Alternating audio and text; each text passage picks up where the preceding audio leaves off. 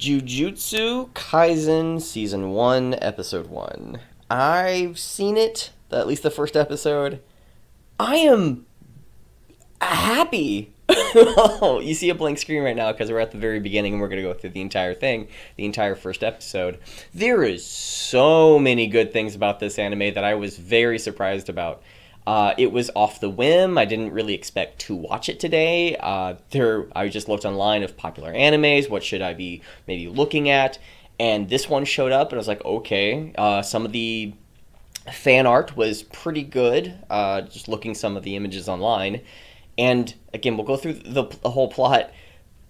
There's some great things about this anime. I often don't find animes enjoyable because they delve into a style or a form or a plot that's just off. It's not relatable to me.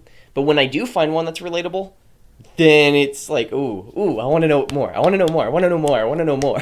So, the one of the biggest issues with this entire anime that I had was the beginning. And it's a common trope you often see in anime where they give a little 10, 15, 30-second little clip that's foreshadowing the future. I think that can work well only if the first 15, 30 seconds is going to be introduced in the same episode. You're foreshadowing the future and then you reintroduce it, you solve any questions that you have about the original thing, and then you continue, and then we already have everything that we need within the first episode for us to want to know more. Now, I might be saying a lot of words, but not really getting anywhere. So, best thing to do is just get right into it.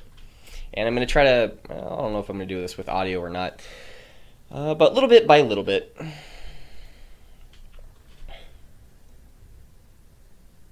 We first see our main character, and, forgive me for not knowing the names. Names are a little bit of a trickery thing for me. I can remember events, but names are a different beast altogether.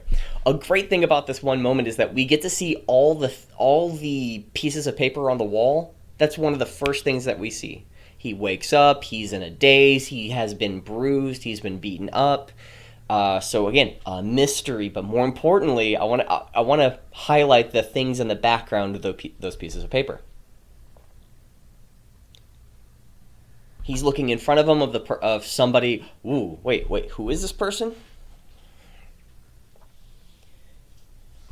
Being curious about the room itself. I'm going to be pausing it just so I'd make sure I don't have any copyright issues, because I have been copyrighted by an anime before, and it wasn't fun because I had a lot of good content, or at least a lot. I think that it was. This shot right here, it might be simple, but to me, it's such a brilliant form of, at the very beginning, we get to see the pieces of paper on the wall. We don't know what they are. We're seeing all of them in the background, and then the main character is looking around and puzzled, or at least curious about where he is and the environment and why maybe things are the way that they are. So within a span of about 10 to 15 seconds, the things on the wall were a curiosity, and then we see just a few more scenes, whether they be a second or two, and then him being, that was my phone, and then him being curious and actually paying attention to the thing that's new for us. I thought that was a neat little trick. It doesn't mean it has to go that way. I'm just really grateful that they did that, because when it first showed, I was like, what the heck are those pieces of paper? Oh, they're showing it. Ooh, that's so nice.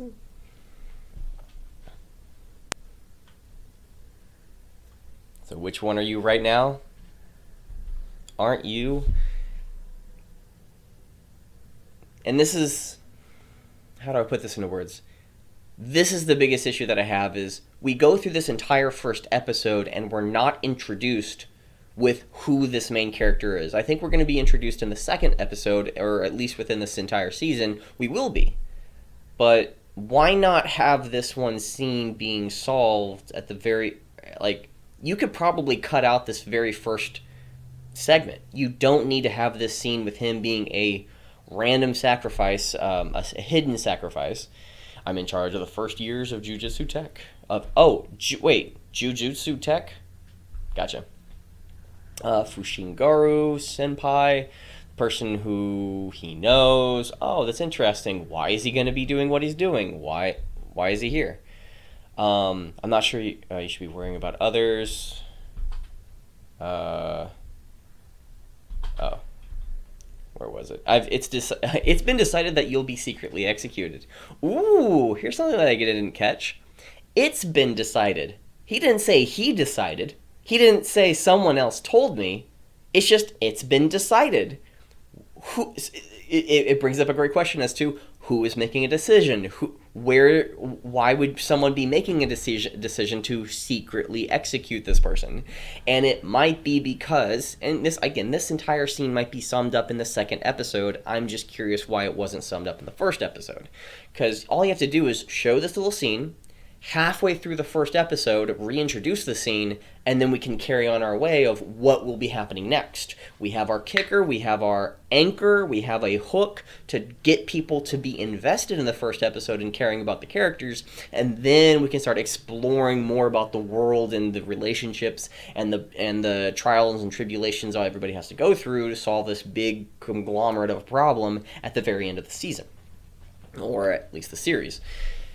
So that's the only issue I would say with this one episode that bugged me. I could probably point out a lot of other things. And unlike, I guess, most people who watch anime, I'm not a fan of the intro because I don't want to see any introductions. I don't want to see any spoilers. I don't like seeing... again, all this is new to me because I really did just skip. I'm not a fan of seeing all these characters being introduced before we get to see them introduced. I'd love to have it where you have the first episode not have any introduction. You have no beginning credit scenes. I don't know what that word is. Just you don't have any introductory open captions.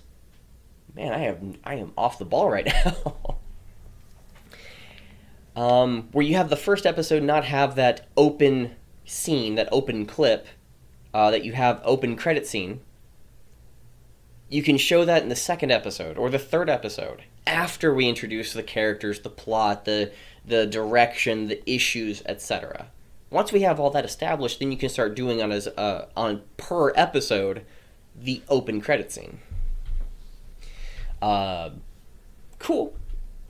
This one little shot where he's calling the hospital, or I don't know if it's a hospital or a nursing ward, where he's calling to check up on his grandpa. His grandpa has a big butt.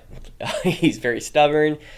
He seems like he's a very bitter old man, but his grandson, will still go see him, even though he doesn't want to head there, even though his grandfather doesn't want him to be there, or just doesn't want anybody around. Random character shows up, and this kind of perturbed me. But again, when you introduce new things at the very beginning, if you can resolve them within the same episode that they're brought up, especially in the first episode of the first season, it helps. At least for me, it does. You're able to... Something that's new that's introduced at the very first episode, and then we're planting the seeds along the way, I'm okay with that. Reintroduce the problem, reintroduce the character, reintroduce the situation if it's not going to be solved in the first episode. Planting one thing at the very beginning, and that could probably be a very good anime trope. Not trope, but a method in writing within anime, within animation, or within storytelling. Maybe every single episode within a season, you can have the first 30 seconds introduce a plot that won't be introduced until much later. So every single episode, you have a future plot that will be discovered. And after you watch the entire series, you can watch it all again and you realize, oh, everything's connected. Everything was shown in a particular way because it was going to unfold X, Y, and Z. You could have it. You could have it that way. I am a fan, personally, of when you introduce something like this where, what's in the box? Why is the box there? Why is this guy that we don't care about yet is here doing what he's doing, caring about something that we should be caring about? Yeah, that's why after this, we're going to go to the main characters. I got to get the names down. I really do. Actually, could go back a little bit. His name was on the wall, I think. Yeah, Itadori. Itadori. Itadori.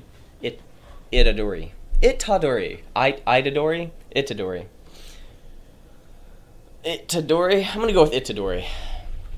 This guy. I don't know if I see anything different. That's gonna do. So main guy's gonna go over here, unlock the box. He's gonna try to look inside. There's nothing there. He's upset.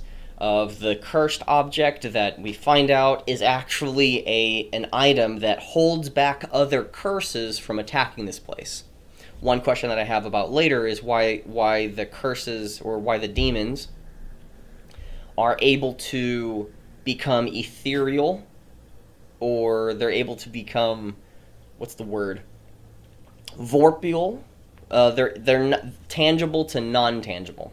That they become non-tangible and able to slide and glide through things, but the moment, I guess, when the curse is disturbed, the thing that he was looking for inside the box, because it was disturbed, then the curses become tangible and they're able to manipulate, change, and actually interact within the physical world. That would be a neat little thing. I'm assuming that's the thing that's happening just because of this one episode. So he's calling somebody about the curse that should be there, but he's finding out that it's not. And this is actually a really cool way of introducing something. We have an entire group of people.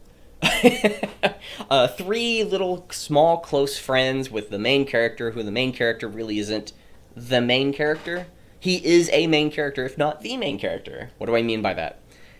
All 3 of these characters have a little bit of uniqueness. More importantly, the female, whatever her name is, I don't know. The guy with the spiky hair on the left-hand side, at the very back, no idea what his name is. He's irrelevant. But they're all playing a game together, the Ouija board. I think it's the Japanese version, or at least a makeshift version, and they're all playing a game. That's awesome. That's a really cool way of introducing the character. It's foreshadowing, I would say. It's foreshadowing that they are going to be dealing with dark, demonic beings in this entire series. At least that's the premise. With it, these 3 people are not accustomed to demons or that world and curses and evil beings existing, but they believe it to be true, and they're just it's more of a lighthearted situation. It seems like they're just three friends. That's all it is. That's really cool. The president comes in, the school president. I think he's a school student president. He comes in, and this woman, whoever she is, she lays down some hard facts, and it's amazing about some theory as to why the football soccer field wasn't able to be, well, it was evacuated. Nobody got there anymore. People fell ill, and she goes through some the rugby players, and goes through some theories as to why in the occult there's some ghosts or, again, mysterious sounds and voices right before they fell ill. And one idea after another. Yeah, and she's getting to this last little thing, and she's getting so excited. Whoa! Again, lighthearted. It's a little campy. It's definitely not real, because there's all of these anime tropes of unique things that definitely are not in the real world. I don't know how to describe it. Like those little animated bubbles and wind blowing for no reason to make it sparkling backgrounds. Love it. It was funny. I couldn't not laugh in this scene. I couldn't not laugh in this episode when these moments popped up, because it made it feel so lighthearted with probably a very serious theme that was at the very beginning. And then the hard truth, realization of like, no, it's not the occult, it was ticks. It was bugs. The bugs are the ones that actually got everybody ill, and it sinks everybody's mood. And you can see right here, she's brokenhearted. She can't believe it. Oh no, I was wrong. The occult's a sham. The occult's a lie. It's awesome. It's a great way. Again, it's lighthearted. She might be feeling like her world has been shattered, but it's so goofy at the same time. The guy at the right-hand side, he's like, no, it cannot be. Oh, man. Whatever happened there. Come on. I don't know what's happening to it. Huh. Whoa. Okay, it's not working exactly as I thought. Then the track and field guy comes in, and he's going to be... and he's saying this club, the occult club, cannot exist because the pink hair guy, he is not part of the cult. He's not part of officially not part of the occult club. He didn't sign the paperwork correctly. So the track and field guy comes in and says that you can't be part of the group or something, and you, and I challenge you. You can be part of the occult club and the track and field club. It's very irrelevant. And if you do, if you challenge me and you win, then by George, you get what you want. It's like, you're on. And this is actually a really cool part. If you see this little animation, this entire show does these little silly things. Let's settle it fair and square on the track. You're on. And then, whoa! Again, cheerleaders with pom-poms in the background, and we zoom in on the student body president. And it didn't really matter what he had to say. It felt so campy, so silly. Again, very serious moments with this character himself. We get to see for the first time something really magical or mystical is a demon. I'm going to say demon. Demon poking his head out, not affecting anything. He's actually, I'm going to say incorporeal. What's the word I'm looking for? Again, intangible, but there's another word I'm trying to think of. And it just exists within the world, and he knows it. It's such a familiarity, so it exists everywhere. It's just maybe not everybody. If maybe everybody cannot see it. Okay, that's an awesome little trick. That's an awesome little idea. I love where they're going with it. Again, that's the type of planting the seed that I like. By him just not even being fazed by this demon popping his head up, and given a classification of a class 2 curse, a little demon beast. A, he's very familiar with it. B, he was dealing with the curse at the very beginning, trying to figure out where the curse inside that box was. There's a plot that's being developed here, and I love how they're doing it. Again, little tiny seeds. It doesn't have to be one episode at a time. It could be every 2 minutes. One little thing, one little thing, one little thing, and then it all comes together. That's the curse that was inside the box that he was the cursed item that he's trying to find. The track and field situation clashes with this other guy who's trying to find the curses, and again, the two stories just happenstance come together. Again, I haven't picked this up the first time I watched it, but going through a second time, that's kind of interesting.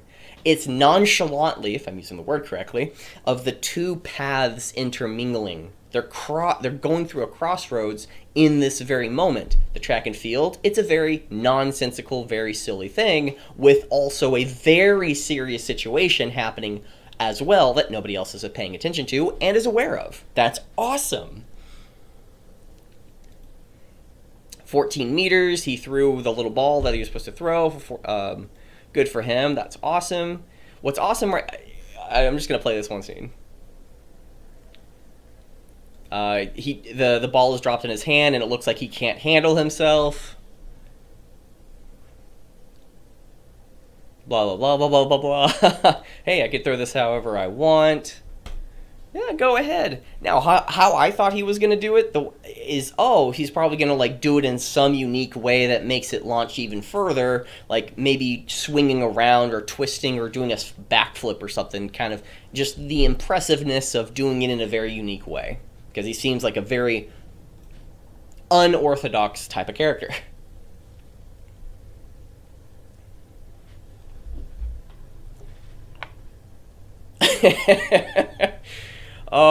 Now, I could probably understand if anybody had any issues with this one scene, but the first time I watched this, it was so silly.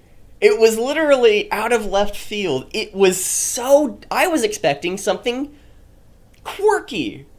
But it literally was the most direct method in having somebody overachieving something. It went 30 meters, and like the world record is 23 meters, and this guy threw it 30 meters, and it was stuck into something, meaning it could have gone further than that. That's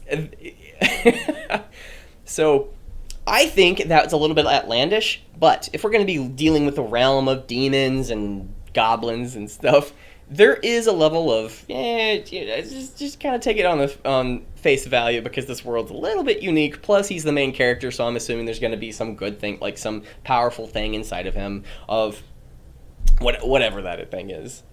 30 meters. And the track and field coach behind him.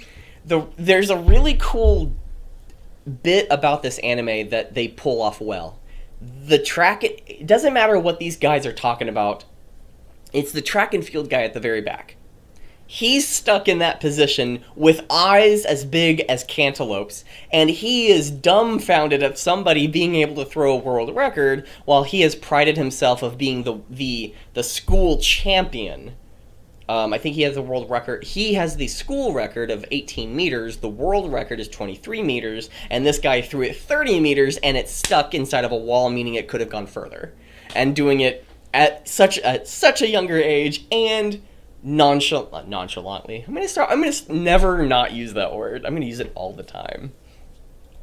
So, good. Okay, I don't know. Yeah, they're having a good conversation about how they wouldn't be able to go to a haunted place without him. It's a nice little conversation between the three. But then if you see back in with the track and field guy, they're all having fun at him being stuck and frozen as he is. That's such a great thing to have in a show. It might be like very good dialogue with connections and relationships, but you're also planting, I wouldn't say Easter eggs, you're planting more development and story, jam-packing it all. It might be too much for some. I can understand that, kind of like focus on one thing at a time. I can understand that approach. But having the track and field guy allow that plot to continue. The school kids are all having fun at his expense. That's hilarious to me. And then again, he's still where he is, and they're all still stacking some the iron balls on top of him, which, that's actually magnificent. I have no idea how you can do that since they're all round, not able to be stacked upon. That's another thing didn't take into account. That's literally breaking the laws of physics. And then the next time that we see, please show it one more time. Let me go back. It's so worth it. One more time. I don't know. One little cool thing is that the people in the background are running with a ladder. Maybe they're going to go and get that thing outside of the soccer ball goal. Football goal? I don't know. I have no idea where that one scene is. Please show it. Yep, there it is. They even stacked 2 more balls on top of his head. It's such a little detail that they didn't need to do. These little things in shows and animes, in just content at all, these are the things that really need to be highlighted. Congratulating the content creator, congratulating the producer, the writers, the scripters, or whatever. I want to highlight these type of things because it's a little bit more effort, more energy, more time to put to develop everything. It's the little things that do matter. Being able to do this is awesome. That's awesome. And this little scene is very important.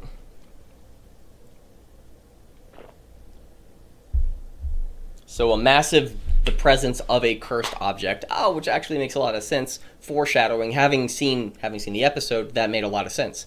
The 4 eyes within the demon shadow that we see is actually what happens at the very end when, again, spoiler warning, is that when he chooses to eat the object, the cursed object at the very end, he actually turns into the demon that the finger, I believe, had dormant inside of itself. So and the demon that is awakened inside of the main character's, the pink-haired guy's body, has 4 eyes. It's really cool. So he's not sensing anything inside of the main character. He's sensing the demon object itself, the cursed object. That's a really cool detail. And one more thing, another time it happens with having this little silly thing, having his legs be drawn like that for him to go as quickly as he's possibly going, and then having the main characters or the characters around describe how quickly that he's going is actually insane. What, my gosh, the guy's face! Oh, spiky hair. That face. I'm sorry. This anime, it's so good. It is so good. Oh, with this scene. Oh, he did the exact opposite that I thought he would do, but it's so in tune with his character. He's bringing flowers to his grandfather, and what happens is that when he's at the sidewalk, when he's trying to cross the street, there's a baby that's trying to reach for the flowers. So what's the thing that he chooses to do? He backs away from the baby. Like, what are you doing, kid? One of the things that I would expect is like he's wanting he would bring the flowers closer to the baby so he could like touch or play with them. But this is better. This is a better way to describe the character. He's not bad. Just it's like these are mine. These are my flowers. Go get your own. It's such a good thing. Plus everybody around is doing what it feels natural. I guess the guy on this right-hand side is lonely, looking at his phone. 2 people on the left-hand side looking at their own phone. There's a baby there. 2 babies, somebody in the crib. It's really good. But the grandpa, he's an entire old goat, entire old fool. He's just annoying, he's cranky, he's disturbed, however you would like to describe. And they're just having a back and forth. If anything, he's just being yelled at by his grandpa. The thing is that his grandpa really does want to give him some good advice before he passes, and that's the unfortunate thing. Is that within this episode, he passes away. One of the last things he says is, look out for your friends, don't be like me. That's fascinating. That is heavy. I didn't think that they would do it this episode. I thought they would eventually do it, but I didn't know that they would do it in the first episode, of having him really pass away in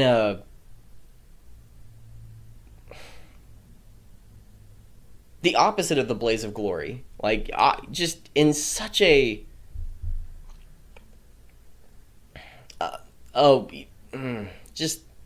he's gone. And the main this didn't feel like an anime. This felt like a story. It was so impactful to me. I didn't have any words for it at the same time when I was watching it. It was so awesome. It really was. It's not something that I would like to happen, but when it comes to story, it's really great to have a very realistic, grounded type of event happen with a grandson. A grandson is being yelled at his grandpa all the time. His grandson's the only person that comes and sees him, and his grandfather's trying to pass on some words of advice to him before he passes on, before he dies. And one of the things that he says that's probably the most impactful thing is, look out for your friends. You're the only person that comes to visit me.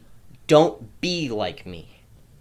So that's one thing that even carries on to in the future when we go and try to save the friends. It's really, really cool. He tosses over. He's upset with his grandson, but he's just trying to convey a message, and he's not getting it. And then under his breath, he says all these very wise things. It's just like, don't end up like me. That's powerful. That's normally we try to see maybe a good family relationship rather than, or maybe a broken relationship and everybody's good and happy. Seldom do we see it where people are maybe, I wouldn't say arguing with each other, but maybe it's not the best. It's rather quote unquote broken, if you will say, of a relationship, of a family. And you're really just trying to do the best you possibly can. And then a situation happens. One anime that really came to my mind was, what was it? Blue Exorcist. And anybody who hasn't seen Blue Exorcist, it's in the first episode, so it's been out for quite some time, so I apologize for any spoilers out there. But the main character, he's actually a demon, the spawn of Satan. And he is having an argument with the exorcist or priest who has taken him as an adoptive orphan. And he's been raising him like his son ever since he was born. They had an argument. The last argument was the worst argument they've ever had, period. And that's what causes the priest to pass away because of a situation that happened within the argument. It's not Kyogo Suyagini. I'm trying to think of the name.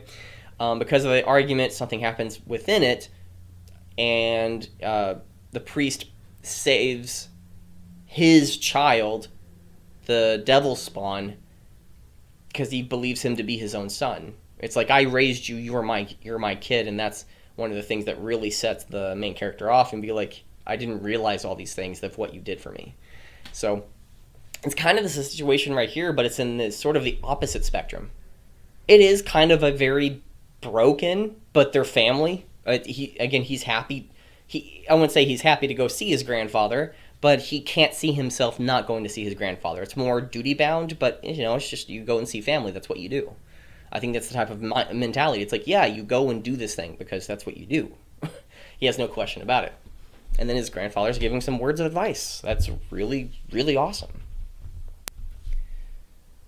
Moments of silence. And what's really impactful about this one moment is I was expecting some comeback or some quirky comment from pink-haired guy right here, but there wasn't. It was silence. Some words of wisdom given by his grandfather, wishing him to not be like him, wishing his grandson to not be like him. And then the next scene is unfortunately him calling the head nurse's office and saying that his grandfather passed away. And then he's dealing with, and right here he says it.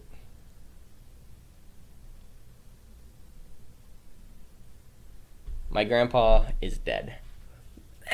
That's so great. And I'm not probably poor word choice on my part. It's amazing story-wise because we're seeing the silence is actually what allows this scene to be so impactful for me. He says something impactful and he says it away from him. One thing you could probably look at it is the grandfather turned away from his grandson to say something because he was ashamed about maybe his life, how he lived, and he didn't want his grandson to be like him, so he couldn't face him head on. And that was the last thing. He turned over, maybe in shame, just as an assumption, doesn't mean that it was, and just turned away from him to say something important, and then he passed, and then silence. Like, woo! It's so good. It's unfortunate. It's not good, but it's definitely great impact on the main character. And then he goes through the really good details of just going through the paperwork process, which again, you have time, allow your character to be involved with the world. It doesn't have to just appear or exist or boom, next scene. We don't have to go with him back at school. We can, but it's really good to allow these type of things just to play out. Allow the scene to play out, and they do it really well in this anime. or at least this episode. And then with the main the nurse behind the desk saying like, "Are you sure you're okay?" It seems that the grandson has been here quite often. He knows them on a first name basis, and because of the phone calls earlier and such. So it really does feel like this is a relationship, even though it may be superficial with us and we may never see the nurse again. But with him, we get to see this side of him. Having a nurse being able to do that. Of just like, are you okay? Are you sure you're okay? More asking as a person rather than feeling like you're doing paperwork. You're a person. It's really good. It's a really good process. And then we get some reality checks of like, hey, this doesn't really feel like it's real yet, and this one guy in the dark says, hey, you need to return this thing that you don't know anything about, and I'm going to lay out a bunch of information on you that you probably shouldn't know, but I'm going to tell you anyways. It felt a little not off the cuff. It felt, what's the word? On the nose.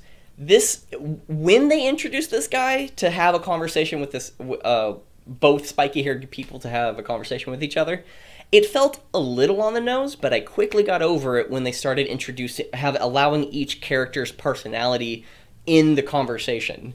So the guy on the left was giving his exposition, he was giving plot, he was giving dialogue, he was giving us information that was relevant to us as the audience. But he gave it in a way where the main character on the right-hand side probably needs to know as well. It is, more importantly, they go from the light to the dark, and that's probably great symbolism, where they were under the lights, and now they're in the dark, and then because of the dark, something's going to happen, maybe a foreshadow in that regard, which is pretty good. So they get into good details about the cursed item, protecting the... and this is actually a pretty cool idea, is that large pools of negative energy form especially easily in schools, hospitals, and so on. Negative energy are... Wait, is that where curses are? Curses are demons. What is it called? Large pools of negative energy, hardship, regret, shame, secretly keep cursed objects, protective talismans. What's the word? I'm trying to think. Is it the negative energy becomes demons? Oh, curses. Okay. Curses themselves, but it's a really good idea where hardship, regret, and shame actually does cause negative manifestation. But one of the biggest issues that I have, I would say with just Japanese lore, specifically with an anime, is that you really only get to see curses as being a negative thing within the world. What about the positive stuff? Like, we're seeing, like, blood magic and Shaws from World of Warcraft, where negative energy turns the old god energy into harmful demons that feed off of your negativity, feed off of your harmful feelings. Well, what about the positives?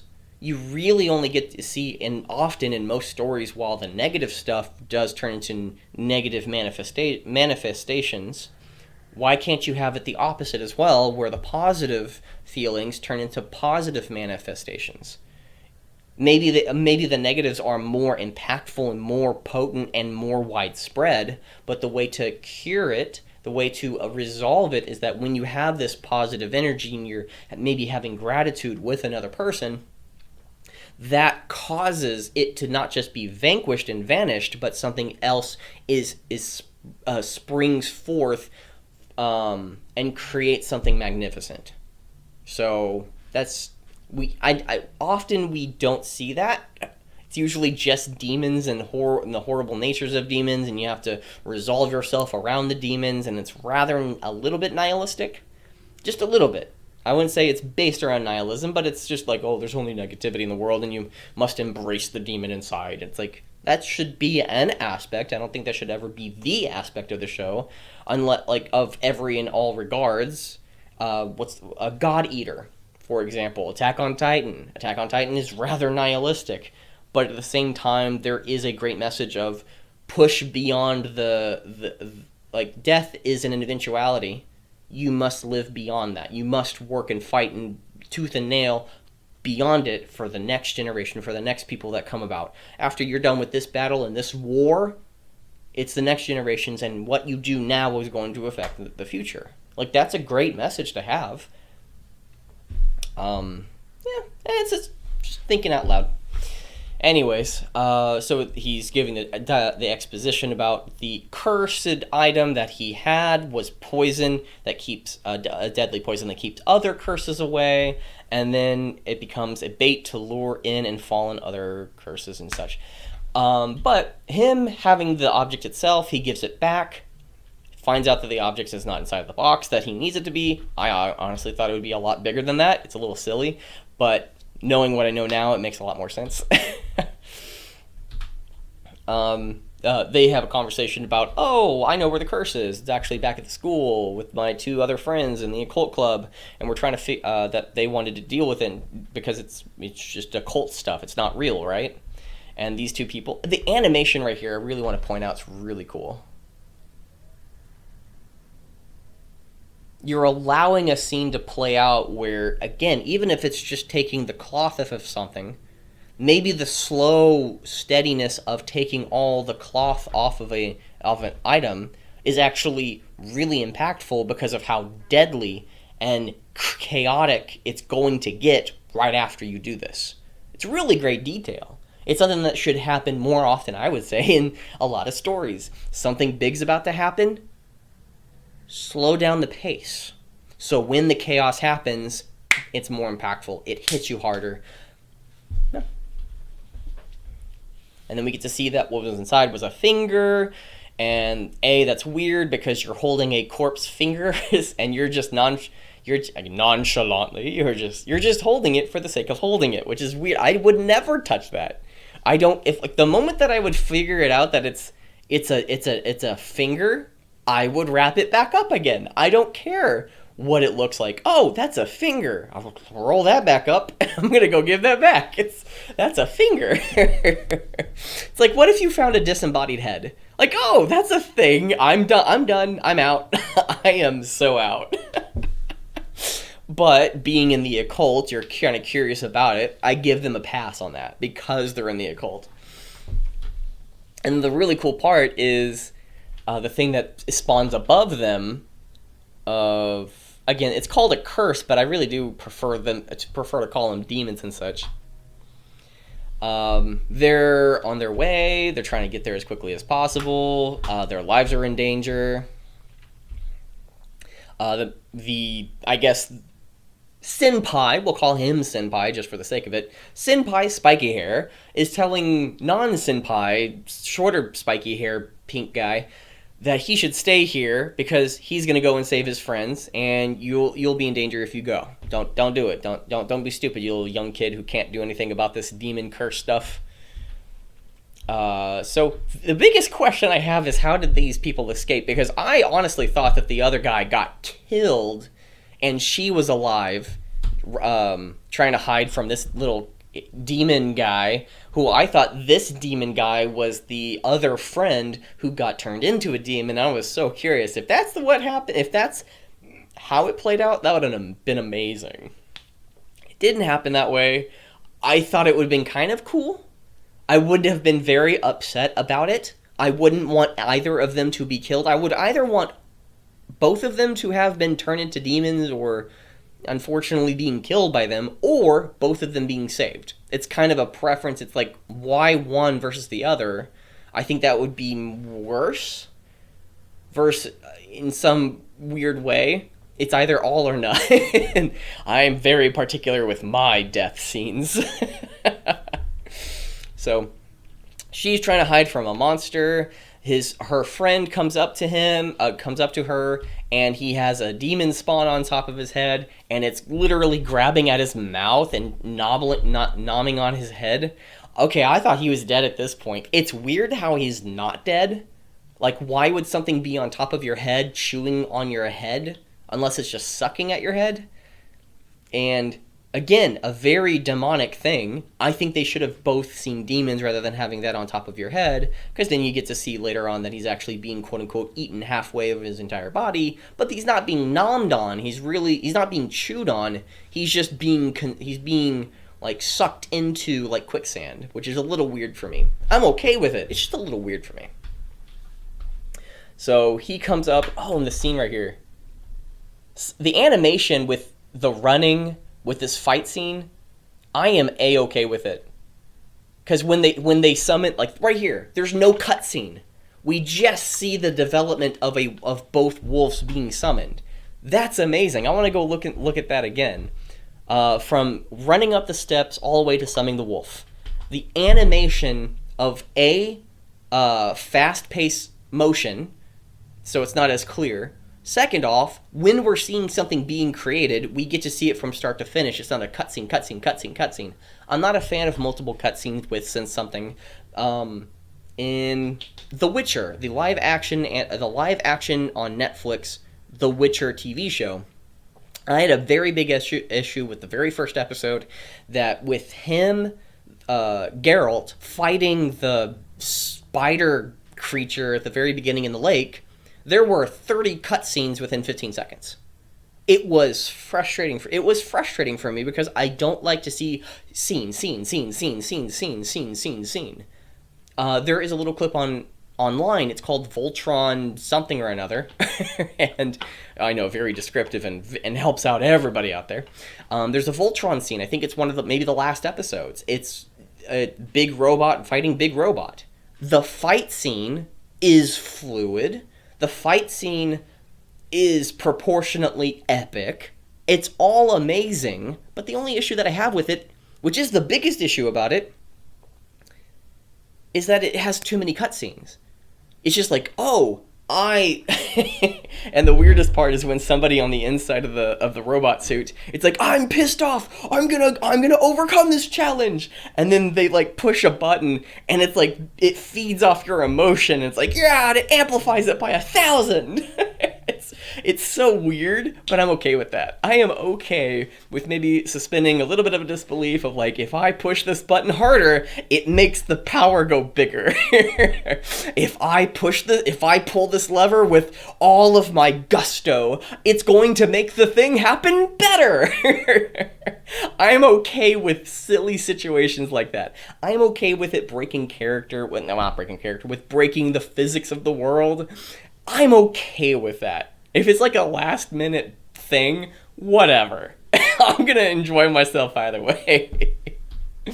So, and one thing that they did well with this here is having the main character. There's a very common thing with a main character, male or female, doesn't matter. It's the call of a hero. You have to rise above the challenge and step into the danger to solve the problem, to save the princess, save your friends, to help something or someone, to resolve it, vanquish the evil. There's so many different ways of looking at it. It's just the hero's call of stepping up and actually hearing the call, stepping beyond what somebody else says and actually needed to do it yourself. So the professional said to this guy, stay here. You can even attribute this to My Hero Academia, where All Might, or no, not All Might. I think it was in the second episode of the first season where Midoriya. See, when I get a name, I got the name, but Izuki Midoriya, was watching his Oh man, I got his name wrong. Batsu, I know, Bakugo. I think it's Bakugo. Forgive me if it's not the exact name. We'll go with Bakugo. Sparky Boom Man. Avatar reference. Where Midoriya was watching Bakugo being devoured by that slime beast, and all of a sudden he just started running.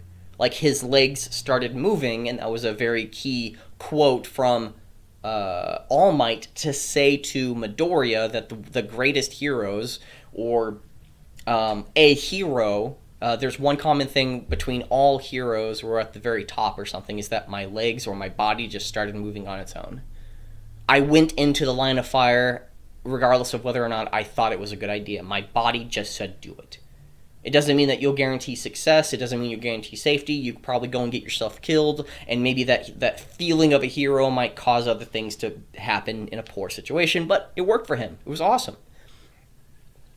This is the type of situation where I'm okay seeing a cliche, seeing a trope over and over and over in this term. I'm okay knowing that he has a hero's call and he has to hear something inside of him is going to help him take an action that may be beyond what he's able to do, and I'm okay with that. It's awesome. It's yeah, not just because it's awesome, but it's the call to a hero. It's the rise to the occasion. It's the growth of who you are to becoming a leader, to becoming a legitimate hero. And a hero doesn't mean me of looking at you like with a cape. It means that you're doing the right things, which that's all you really can do. One great scene from Rango, I know, the animated anthropomorphic Western movie, is Clint Eastwood, in one of the scenes, says to Rango, in a dreamish type of fashion, that stop trying to identify as someone and just do the right thing. Stop trying to be a hero and just do what needs to be done. And ironically, that's actually what makes you a hero. So often people try to become a hero, not caring about the hero's work or hero's journey. Cinema Wins had a very phenomenal quote when it came to The Incredibles, everything great about The Incredibles. He was mentioning that Syndrome and Mr. Incredible are two sides of the same coin, because Syndrome desires to become a hero, but Mr. Incredible desires to do hero work. He would both want the fame and glory of what comes with being a hero, but Mr. Incredible wants to do the hero's work. Syndrome doesn't care about the hero's work, the hero's journey. He cares about the quick, just the quick method, the easy method. I'm going to do it. It wasn't easy, but doing it as quick and easy as possible. He doesn't care about actually helping anybody. He really just wants to be seen as a hero. It doesn't matter whether or not he's actually doing good hero's work. So it's a common trope. It's almost in every single movie. I'm okay with it. It's nice. It's good. It's a good thing to have. Oh. So he's deciding, he's thinking inside of himself, he's reflecting on what the guy said before he hopped over, the guy that went into the building before him, of saying you will die, and then he's going to reflect on what he did, what he said, and the situation that happened with his grandfather, of like, death is something that I thought would be really sad. I was just a little sad and such off. But my grandfather's death and the death I'm facing now, blah, blah, blah, you're a strong kid, so help others. So, really cool. Uh-oh, we're having a little issue skipping. Okay. Yeah. See, this animation I'm okay with. I am A-okay with this animation of a fight scene. Look at that style! Let's see that again. Look at this style right here. Whoosh! That's phenomenal! I'm okay with animation that may be a little bit more exaggerated with drawings and the lines and the thickness of each line. I'm okay with that. I like it. I love the way that it's designed, because it feels fluid. More importantly, you get to see an entire scene play out. It's not just a clip scene. They could have done it where he, like the quote-unquote camera is where the demon is, and we're seeing the guy come from the other direction. Either way would have worked. It's just the animation style. This is a little weird. Hey, look at those breasts. So, demon is chewing on the guy and then molesting the girl. So, yep, that's a demon. The hero is having a come to hero, call to arms moment, and he's going to make the decision to actually save. But through the window glass. However in the hell that he actually able to climb those 3-4 stories of a building and then just dove right in. What's baffling about all of this, and I really hope it's actually explained later, is that the reason he's able to punch a demon the way that he did, the way he's able to fly through the air so gracefully, the way that he's able to pick up 2 people and then save them, taking them out of the demon's grasp, is because he has some connection with the demon as well. He has some connection with the mother and father that maybe wasn't explained from the grandfather before he passed away. That maybe in some form that's one of the reasons why he is above average when it comes to physical prowess, if not peak performance above any and all people. But he really just doesn't see himself that way, that he really just wants to focus on saving his family and friends, the people that are closest to him. So the demon realizes of all that. The one really cool scene that I have to mention is after the demon was vanquished, the wolves go over there and just start nomming on the thing. They start devouring it. It's a really good detail they didn't need to show, but they took the time to do it, and I have to appreciate that. Yeah, they're just flailing the worms around. Oh my gosh, it's great. And they're having a little conversation. He's okay with demons. He's not really. They're having a conversation that, oh, you're able to see this? Well, then that must mean you're either on the verge of death or you're in a very special place with death. And they have a little conversation with that. He wasn't upset with his grandfather being died or something.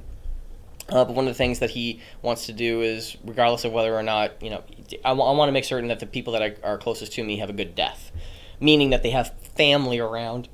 And I believe that's what the reference was referring to, just like what his grandfather was talking about, of don't be like me. Instead, have people around you that actually care about you when you pass away. And it might be one of the things at the very beginning of this episode where he was a quote-unquote secret sacrifice. And like don't have a death like that. Have people around you that love you when you pass away or something. So, yeah, right there. So at least the people I know have a proper death, meaning loved ones around you that actually care for you. That's one thing that he actually cares about. And they're having a discussion that if you do eat this thing, it's weird, like what is this thing for? Well, the only thing, why would you want to eat it? And that's one thing that one of the demons was trying to do, is if you eat it, you will gain the large amounts of cursed energy. And the cursed energy is actually a demon that's going to be reincarnating within the main character. There's a large hand that appears right above the main character right here. Look at that hand. It's massive. He saves him by pushing the main character and I believe all of his friends out of the way. And then he gets smashed and grabbed by this demon-looking thing. He tries to fight back. It doesn't work well. The demon keeps fighting and flailing, which again, at the very beginning of the scene of this episode, they were incorporeal. I'm going to use that word often. I don't know how correct it is. Where vorpal? I don't know. Where they're intangible and they glide through things. But I'm assuming because of the cursed item having been disturbed, then they become tangible and they can actually interact with the physical world. That's just how I'm seeing it. He tries to fight back. It doesn't work. This guy, the main character, tries to save him. He is just above and beyond without any demon power, but he's able to do what he does, flipping around and punching this little demon thing. And it's just a little out of the ordinary. The only way that I can actually understand this is that he actually has some connection to a demon whatsoever, because at the very end of the episode, when the reincarnated demon pops inside of him, I'll mention what I feel about that. He wants to help others, so the only way in which order to help others and not be eaten is to eat this thing. It's a last-minute decision. He doesn't feel like there's any consequence that's negative. He doesn't know that there's going to be a reincarnated demon inside of him, so he's just going to eat this thing, eat the demon finger, and just to be fair, type of person you'd actually think about eating, would you eat that? Like, whether or not there would be a thing that you get from it, would you ever eat that? It's so disturbing. So it goes up. Oh, this little scene right here. The way he eats it is amazing. Chomp. He puts his tongue out, and then one chomp and swallow. He doesn't even chew it. Dude, you have the stomach of 1,000 armies. It's a deadly poison. He'll die for sure, but there's a 1 in a million chance that he won't die, but instead he'll blow the demon, up into smithereens and grow magnificent power. And his body starts to change. He grows another eyeball right there. So he has 4 eyeballs. The 4-eyed shade demon that the guy on the right hand side with the spiky hair, he got to see. That little tidbit from the cursed item itself. The incarnated creature, he is the main character, seems to be not the main character anymore, and this reincarnated guy, reincarnated demon, has taken over his body, his mind, his soul, and he's going to go and do whatever he wants within a world filled with women and children, and he can do whatever he wants because they're all maggots or something. But one really cool... One thing that, if this is the way that direction that it would have happened, I would have very been turned off by the entire show. Like, I didn't want to see this. I probably wouldn't even given this a second thought to even care to even think about it. Even not giving it a second thought to not even think about it, that just seems a little bit redundant. So, one thing that it does well is this one scene right here. I think I have it. What happened is the main character, his body, he gets to choose what he does with it. So the demon is actually perplexed that his body's fighting him, but the main character is fighting the demon that has reincarnated with his own body, and they're kind of like in a crossroads of what to do with each other, with the body that they have. And that's actually a really cool scene. What do you think you're doing with my body, he says, the main character, to the demon that took over his body. It's a really good scene. I have to give him credit for that. Let's do this one scene. Give it back. How are you able to move? I mean, it's my body. It's a really cool way of introducing something that I think has been unique. That if you've ever been possessed, you're not... Like, the person being possessed still has an ability to fight the urges of the other person who took over your body. A great example would be Parasite. I'm not a fan of the entire overarching show because I think it has a very... I don't like the direction of the entire show with parasites all taking over people's bodies, and the only thing that they actually do is... There's no resolution to it. It's just everyone learns to live with parasites, just to make certain that parasites don't kill themselves, because if anybody knew that the parasites were parasites, they'd be outed, they'd be killed, and one of the things that the parasites wanted to do was just survive. There's no happy ending with the show, and it feels like there's no payoff at all. I don't care if it's a bittersweet moment, but there's no payoff. It feels like, again, not nihilistic. It just feels like something bad happens, and you just have to learn how to live with it. Not deal with it. You have to just learn how to live with it. Like, okay. Well, that was unsatisfying. I'm done with that show. There's some choice moments in it. There's some directions I wish they would have gone. There's a lot of plot that they didn't resolve under.